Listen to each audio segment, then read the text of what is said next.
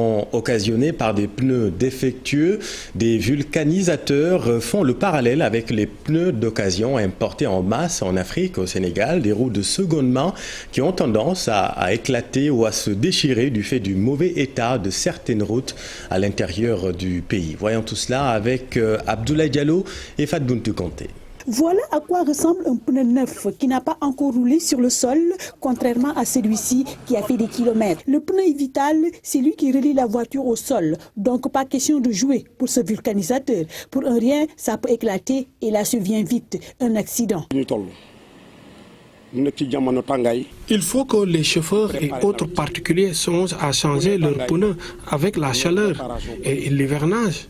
La première sécurité d'un véhicule, c'est d'avoir de bons pneus.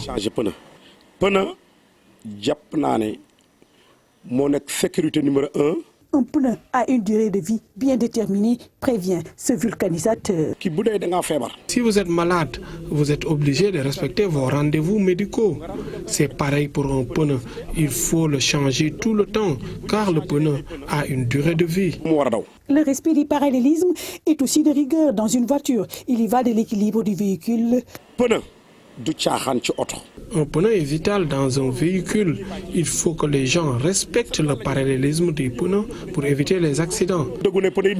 Aussi, les pneus d'occasion inondent le marché et ont tendance à éclater ou à se déchirer du fait du mauvais état des routes dans nos pays. Il est temps que les vendeurs de pneus arrêtent de nous vendre des pneus usés. D'ailleurs, nous ne l'achetons plus. Celui qui nous amène un conteneur de pneus usés n'aura que des invendus. Et selon des chiffres de l'ONG Partners West Africa, ces accidents de la route ont coûté la vie à 621 personnes. Le professeur Adjaratou Waha Aïdara Ndiaye pointe du doigt l'état des infrastructures routières. La voici avec Chérif Dia. Épidémie d'accidents parce que malheureusement, presque chaque jour, nos routes deviennent de plus en plus mortelles.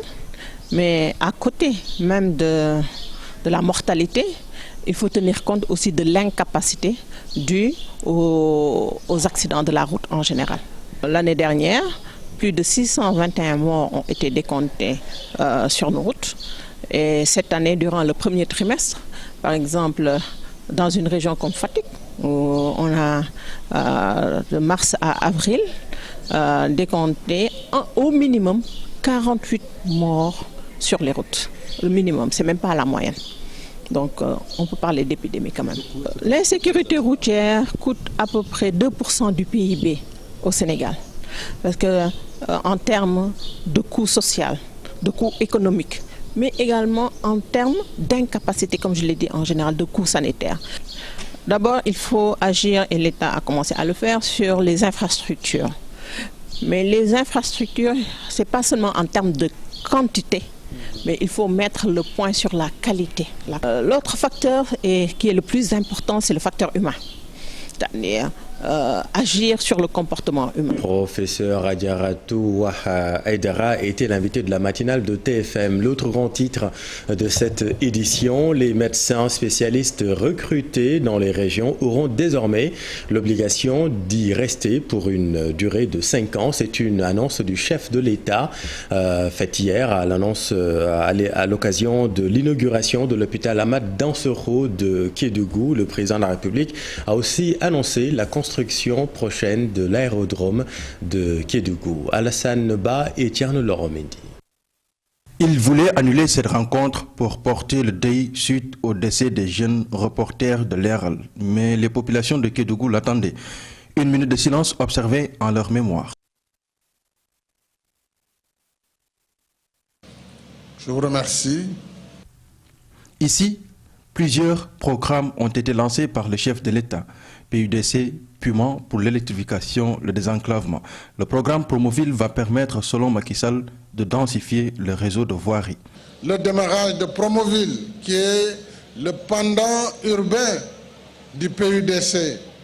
Mais Promoville a été conçu pour apporter du soutien aux communes urbaines afin de leur permettre de densifier leur réseau de voirie intérieure.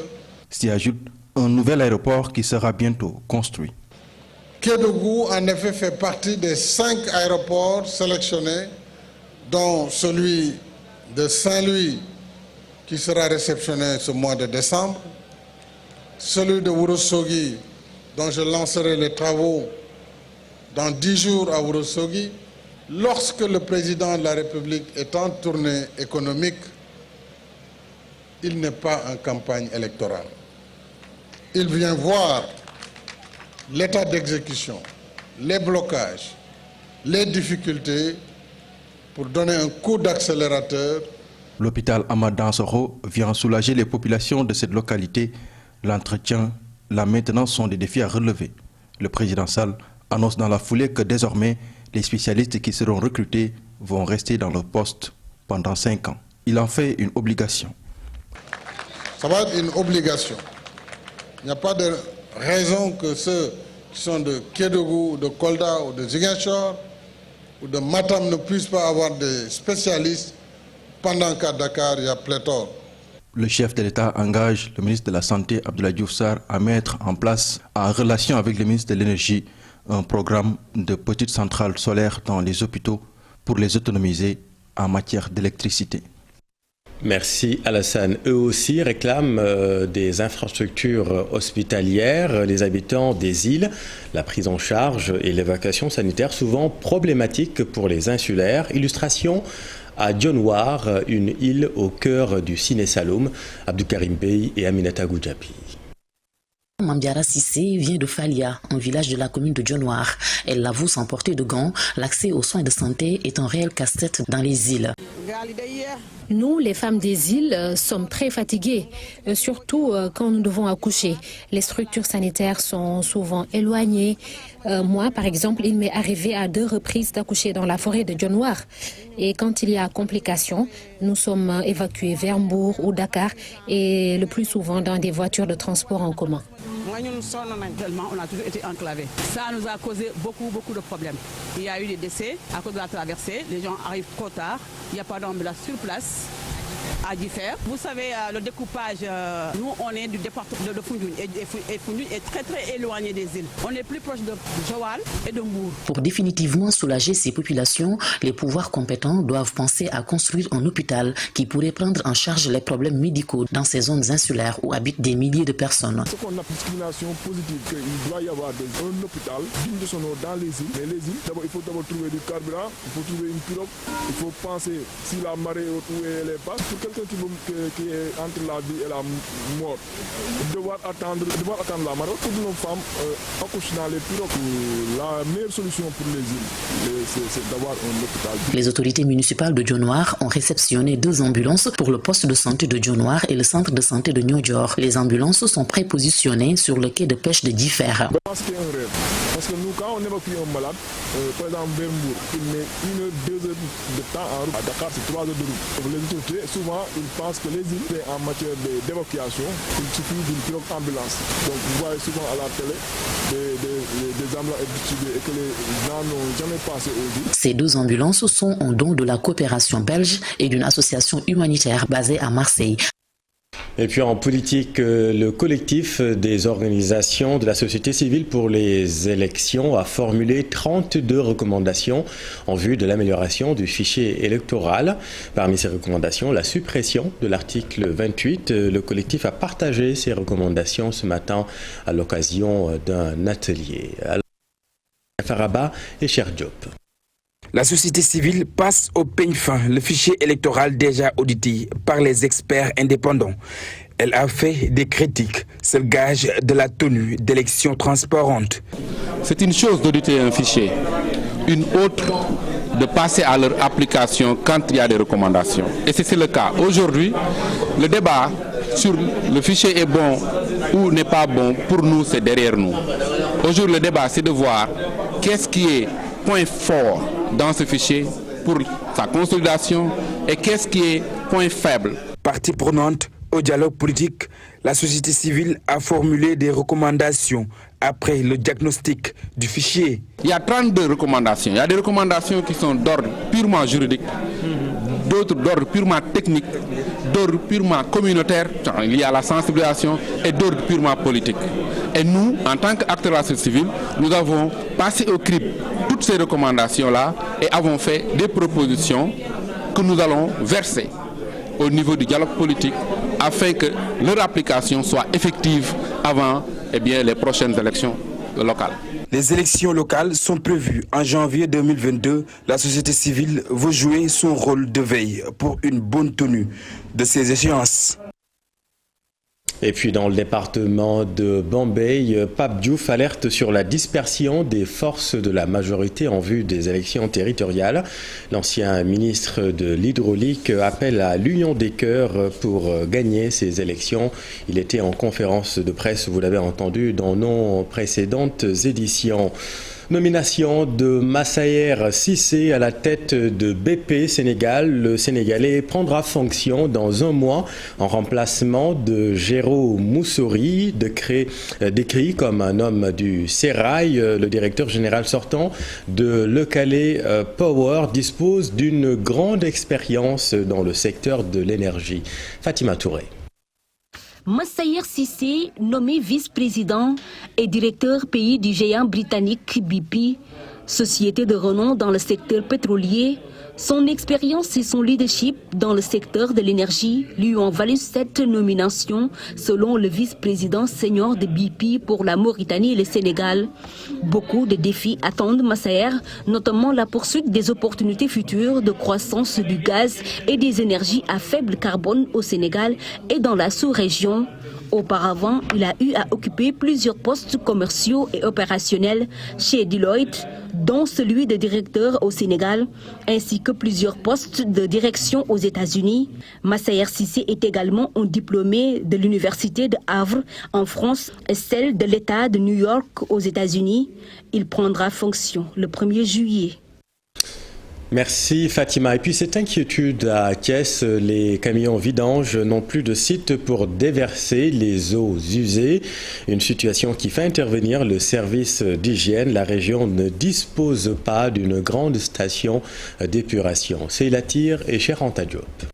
Ces chauffeurs de camions de vidange de Thiès n'en peuvent plus. Ils sont confrontés à des difficultés liées à la mauvaise gestion des eaux usées. Thiès n'a plus de disponibilité foncière. Trouver un site pour déverser ces déchets pose problème. Un grand problème pour une chute pour déverser les déchets. Quand ils allaient là-bas, les services d'hygiène et aux eaux forêts, ils nous demandent à 500 000 francs. Chaque jour, nous sommes fatigués. Nous sommes des gorgolous. Dans Kersé, il y a un ONAS. Pourquoi nous aider pour nous déverser là-bas? Le chef de la brigade régionale de l'hygiène de Thiès, directement interpellé, est venu les sensibiliser sur cet enjeu de santé publique. Il y a beaucoup de germes qu'on peut retrouver au niveau des eaux usées. Vraiment au niveau de la ville de Thiès. Donc il y a beaucoup de difficultés par rapport à la gestion de ces eaux usées. Essayer de régler les difficultés. La mauvaise gestion de ces eaux usées revêt un caractère délictuel. Donc c'est prévu par le code de l'hygiène. Et puis c'est des amendes forfaitaires aussi qui sont lourdes par rapport à ces camions de vidange. Une peine d'emprisonnement de 2 mois à 2 ans de prison. Avec une large réunion donc, qui va concerner l'administration, les mairies, donc les détenteurs de camions vidange, le service d'hygiène et les autres services de l'État, parce qu'on pourra trouver une solution à ce problème au niveau de la ville de Thiès. Il s'agit d'une demande référée aux communes de Thiès et autorités administratives qui auront le dernier mot. Et puis à Ziguinchor, grogne des acteurs de la filière à anacarde. Ils réclament la libéralisation du transport maritime. Ces acteurs ont organisé un sit-in devant le port de Ziguinchor. Leur porte-parole avec notre équipe. Nous avons démarré la campagne il y a 3 semaines de cela. Depuis lors, on est en train d'acheter les noix d'anacarde, les traiter, les conditionner et les mettre dans les magasins. Aujourd'hui, nous avons constaté que tous les magasins sont remplis. En principe, la campagne de commercialisation doit aller en pair avec la présence des bateaux pour l'évacuation des noix d'anacarde. Malheureusement, il n'y a pas de bateau. Nous, acteurs, les acteurs se soucient non seulement de l'absence du bateau, mais des conteneurs ici au port de Ziguinchor. Cette situation est en train de créer... Les producteurs souffrent. Et puis à Kaolack, la Fédération des paysans exige le retrait des OPS de la distribution des semences. Ils interpellent les autorités à quelques mois maintenant de l'hivernage. Écoutons leur porte-parole, Cheikh Tidiane Cissé. Il est le secrétaire général de la Fédération des paysans avec Ibrahim Djamé. Les paysans sont inquiets parce qu'on est à l'approche de l'hivernage. Et comme vous le savez, il y a deux aspects qui nous font peur. Parce que d'abord, il y a ce circulaire-là qui est là, parce que le circulaire qui nous montre comme quoi que il y a des graines qui sont importées de Burkina et du Togo. Ceci, si on laisse faire, et s'il n'y a pas vraiment un contrôle rigoureux à ce niveau, je pense que ça va poser des problèmes. Mais aussi, il y a un autre problème. L'autre problème, c'est quoi? C'est parce qu'il y a un autre circulaire qui est là, qui dit que les gens qui sont concernés pour certifier les semences, ils ne sont pas prêts à certifier les semences. C'est ce qui a fait qu'au niveau... Et puis dans le nord, manifestation des artisans de la région de Matam, malmenés par les conséquences de la pandémie. Les artisans dénoncent le détournement d'objectifs à travers les fonds alloués par le chef de l'État, dénonçant du coup une distribution politique et partisane. Voyons tout cela avec Ali Bandelian. Une politique autrement, c'est ce que réclament les populations. Une politique où le politicien doit aller vers les populations, s'enquérir de leurs problèmes communs qu'ils ont et essayer d'y apporter des solutions. Je me réclame de Macky Sall, mais je ne vais pas entrer dans la mouvance présidentielle. Je vais faire cavalier seul pour gagner la mairie de Darmou. Ce n'est pas le bon élément, nous y reviendrons dans nos prochaines éditions. Et venons-en à cet incident survenu début mai au lycée de Kébémer, incident survenu entre un élève et une enseignante. En solidarité justement avec leurs collègues, les enseignants demandent l'exclusion définitive de l'élève. L'administration s'y oppose. Les autorités académiques ont organisé une rencontre pour atténuer justement les oppositions. Voyons tout cela avec Tchernofal. À la fin de la rencontre qui a duré 4 tours d'horloge dans les locaux de l'inspection académique de Louga, les choses ne semblent pas bouger. Les enseignants qui se sont solidarisés avec leurs collègues n'ont pas lâché le morceau. Nous n'avons pas avancé parce qu'il y a une volonté de maintenir l'élève au niveau de l'établissement, alors que l'élève constitue un danger pour la sécurité des enseignements apprentissages, mais aussi pour la sécurité du corps professoral.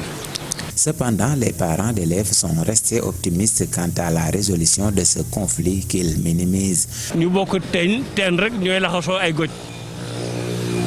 L'élève a fauté certes sur son professeur, le professeur s'est plaint, l'inspecteur d'académie a fait son rôle et je crois que nous avons trouvé une issue heureuse quand même.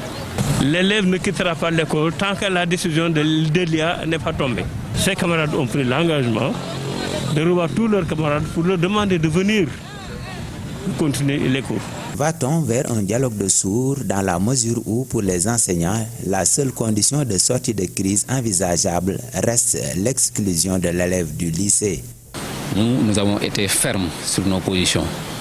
C'est l'acte qui doit être jugé et qui doit être sanctionné à la hauteur. À telle enseigne, cela n'a pas été fait. Donc nous restons à l'état.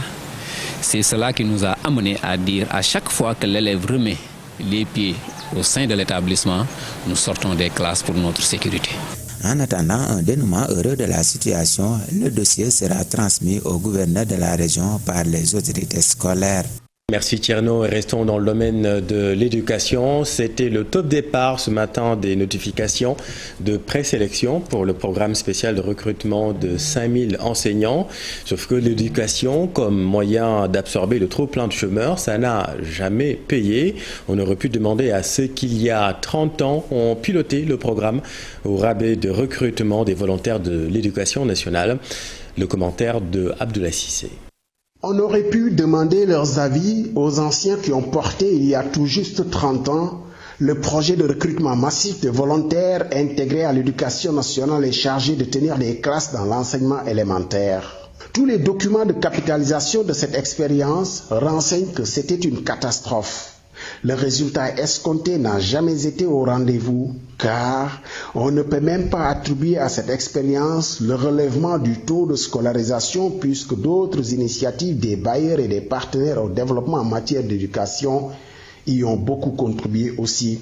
Et à l'inverse, la fin des années 90 a coïncidé avec les plus grands échecs scolaires et l'affaissement du niveau des élèves.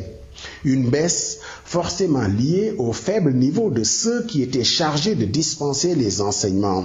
Attention quand même, tous les volontaires de l'éducation ne sont pas avoués aux gémonies. Certains y ont même fait un parcours plus qu'honorable dont peut s'enorgueillir l'éducation nationale. Mais c'est à la suite de cette expérience que pour la première fois, des documents officiels ont renseigné le phénomène de moyenne sexuellement transmissible, c'est-à-dire les notes de complaisance, la prolifération des relations amoureuses, pour ne pas dire de simples relations sexuelles enseignant-élèves. La conséquence de la formation au rabais des instituteurs envoyés dans les classes sans formation de formateurs, sans pédagogie et souvent sans éthique et surtout sans passion pour le métier. Mamadou Ndoye Mendoza, alors ministre de l'alphabétisation qui a porté ce projet, est encore en vie, mais il traîne cette expérience comme un boulet, lui, le militant et infatigable chevalier de l'éducation. L'éducation de nos enfants est trop précieuse pour être considérée comme un levier qui peut résorber le trop-plein de chômeurs en offrant des postes. L'éducation et la santé ne doivent être accessibles qu'à ceux qui ont quelque chose à y faire. Et d'ailleurs, cette opération de recrutement de 5000 enseignants qui a enthousiasmé 150 000 candidatures va ressembler à une petite goutte d'eau dans l'océan de chômage des jeunes diplômés. Tout le monde n'est pas fait, hélas, pour être transmetteur de savoir. Et il y a bien d'autres leviers qu'on aurait pu activer sans dégâts pour l'avenir sur la matière grise du pays. Merci Abdoulaye. Réfection des salles de classe du CM des Parcelles Assainies, un projet réalisé dans le cadre du partenariat entre le gouvernement espagnol et le centre Vicente del Bosque. Un lot important de matériel scolaire a été remis aux autorités, aux dirigeants de l'établissement. Ababacar Camara et Pape Faranik. L'armée de l'air espagnole au chevet de l'école sénégalaise en réfectionnant les salles de classe d'un CM aux Parcelles Assainies avec un appui considérable de matériel pour une éducation pour tous. Notre volonté, c'est à partir de petits projets mais qui ont un résultat qu'on peut voir, comme je dis dans mes paroles, d'exprimer la raison d'être ici, c'est pour que les deux pays soient ensemble. C'est la volonté de coopération pour aider à tout ce qu'on peut à la société sénégalaise, aux jeunes, le futur du Sénégal. Nous sommes toujours au service de la nation et quand on vient ici et on veut que dans notre temps libre, dans les autres choses on nous permet de faire, on peut aider des copains, des amis de l'Espagne. Mais c'est grâce à un partenariat entre le centre Vicente del Bosque et le gouvernement espagnol qui compte faire le tour des écoles pour les réfectionner. Oui, nous avons réfectionné, on l'a toujours fait depuis des années. Le centre del Bosque est devenu actuellement un facteur de développement au sein des Parcelles Assainies.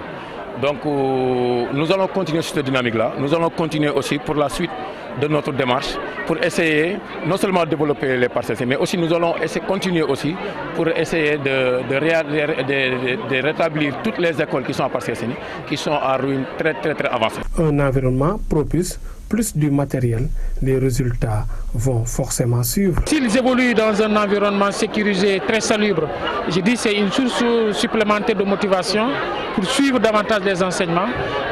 Et en fait, le résultat final, c'est leurs performances sont améliorées et les résultats également au niveau des examens de fin d'année. Essayer de participer pour le développement, surtout l'éducation.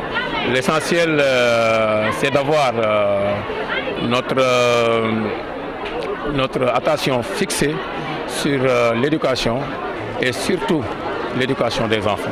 Avec une forte délégation, le colonel de l'armée de l'air espagnole a effectué une visite de chantier Et après le Covid, la délégation sénégalaise sera reçue par le président espagnol. Emploi des jeunes. À présent, le Sénégal crée un fonds de 3 milliards de francs CFA pour soutenir les entrepreneurs qui s'activent dans l'économie numérique. La France compte également appuyer cette initiative avec une enveloppe de 20 millions d'euros, annonce faite par le ministre français, ministre délégué en charge du commerce extérieur et de l'attractivité. Franck Riester était en visite à l'ADER. Nous l'écoutons avec le délégué général de l'ADER. On a eu tout à l'heure une présentation de projets qui permettent de répondre aux besoins de formation, des besoins de mobilité, des besoins en matière agroalimentaire pour accompagner l'agriculture, pour permettre d'accompagner des filières qui sont des filières, par exemple le sel ou les filières agricoles. Et donc tout ce qui permet finalement de donner des opportunités à la jeunesse sénégalaise, aux entrepreneurs sénégalais de réaliser leurs rêves. Aujourd'hui, un projet est en cours pour mettre sur pied une banque similaire pour accompagner les startups, les PME, l'économie numérique, mais aussi l'agriculture, l'élevage et la pêche, pour ne pas dire le développement économique et social du Sénégal. Nous avons déjà un fonds de soutien à l'innovation qui est créé depuis bientôt 6 mois, qui s'appelle le fonds de soutien au numérique, qui est doté d'un fonds de 3 milliards pour accompagner les startups et les PME du numérique. L'actualité de ce mardi, c'est aussi ce rapport de Greenpeace et de Changing Markets. Selon les deux ONG, en Afrique de l'Ouest, les grandes entreprises qui fabriquent de la farine et de l'huile de poisson accentuent l'insécurité alimentaire. L'étude renseigne que 500 000 tonnes de petits poissons sont pêchés chaque année le long des côtes de la région et transformés en aliments pour bétail et pour poissons d'élevage hors du continent africain. Une activité qui menace donc la société et l'environnement selon les deux ONG. On en vient à notre reportage du jour consacré aux 100 ans de la radio au Sénégal. C'est la Voix du Nord qui est la première station à s'implanter dès 1952. Une fréquence, vous allez le voir, qui a joué un grand rôle dans l'apaisement lors des manifestations en 1957 à Saint-Louis du Sénégal.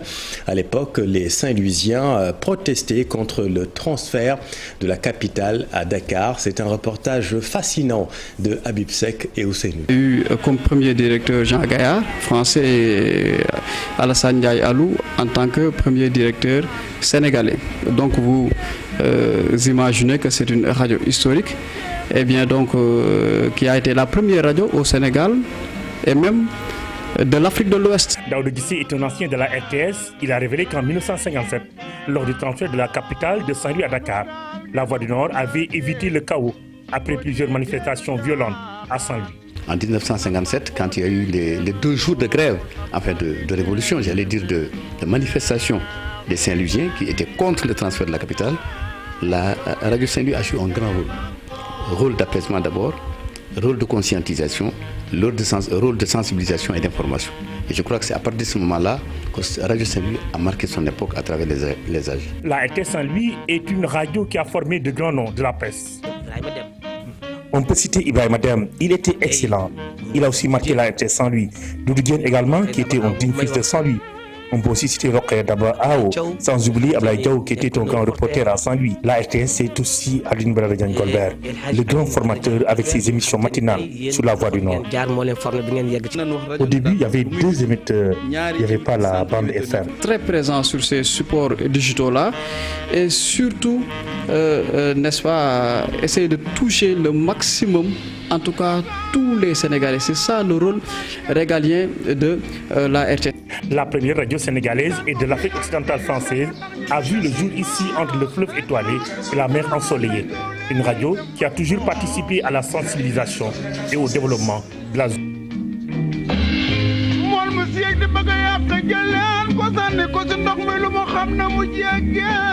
Merci Ousseynou pour ce reportage consacré aux 100 ans de la radio, et nos pensées vont vers le doyen Abdoulaye Diaw naturellement.